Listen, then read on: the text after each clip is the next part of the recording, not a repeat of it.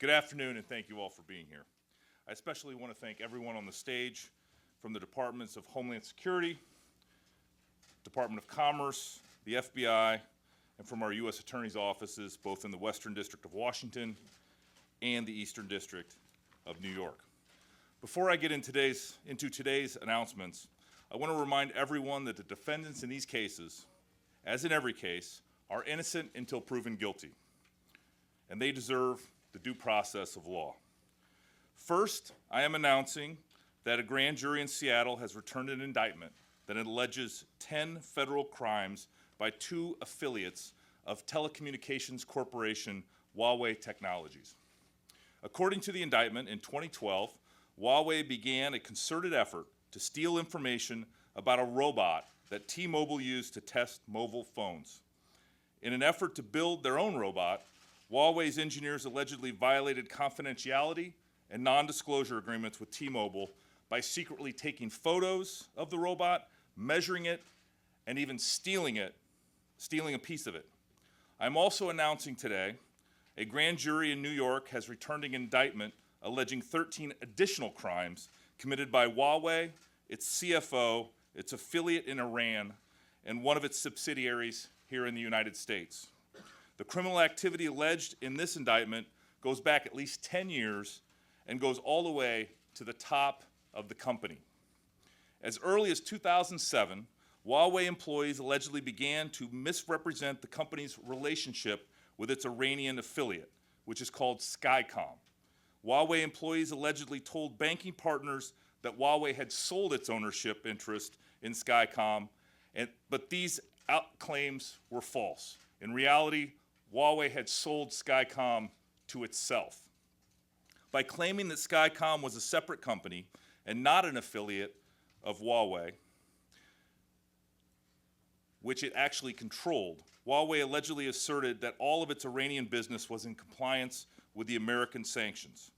These alleged false claims led banks to do business with the company and therefore to unknowingly violate our laws. One bank facilitated more than $100 million worth of Skycom transactions through the United States in just 4 years. Huawei allegedly lied about other relationships as well.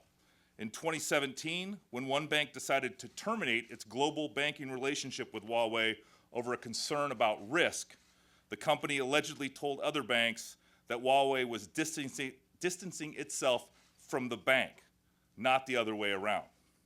Huawei allegedly did this in an attempt to, among other things, manipulate those other banks into expanding and maintaining their banking relationships with Huawei.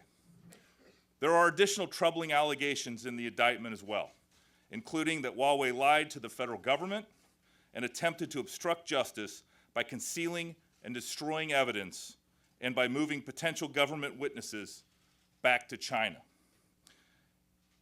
As has been widely reported, in December 2018, Canadian authorities arrested Huawei's CFO in Vancouver. In compliance with our request for her provisional arrest pursuant to our extradition treaty with Canada, the United States is currently seeking her extradition. We are deeply grateful to the government of Canada for its assistance and its steadfast commitment to the rule of law. I want to repeat that these charges in today's indictments are only allegations, and the defendants are presumed innocent until proven guilty. And I want to thank everyone who made these indictments possible, especially the agencies represented behind me, and to all of the New York, Dallas, and Seattle law enforcement agents who investigated these cases. They are continuing their work to investigate these matters. I also want to thank our attorneys in the Criminal Division's Money Laundering and Asset Recovery Section, the National Security Division's Counterintelligence Export Control Section, and our Office of International Affairs, and our AUSAs in the Eastern District of New York and the Western District of Washington. The cases we are announcing today have truly been a team effort across multiple U.S. cabinet agencies and across multiple divisions and U.S. attorneys' offices here in the Department of Justice.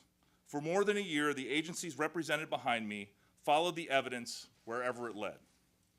They have done great work already, and I am confident this team is going to finish the job and bring these cases to a successful conclusion.